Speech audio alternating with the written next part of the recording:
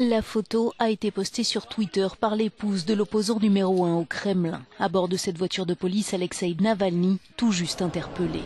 Il allait se rendre à la manifestation qu'il avait convoquée dans le centre de Moscou.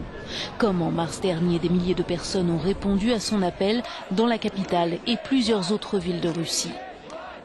Certains parcours n'ayant pas été autorisés, les forces de sécurité sont intervenues et plus de 200 personnes auraient été arrêtées. Mais les soutiens du blogueur de 41 ans, parmi eux de nombreux jeunes, ont pris le risque en connaissance de cause.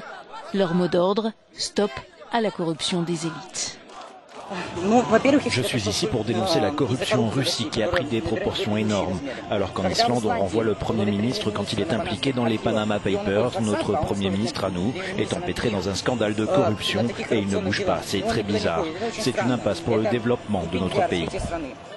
Bien sûr que je m'attendais à ça, c'est l'image de notre État. Des Cosaques qui crient, des activistes de l'opposition et dès que quelque chose se passe, des policiers partout. Peu après avoir parlé aux médias, le jeune Alexeï est embarqué par la police. Mais la répression ne semble plus suffire à faire taire ces jeunes qui n'ont connu que Vladimir Poutine au pouvoir. Poutine que Navalny espère défier à la présidentielle de mars prochain.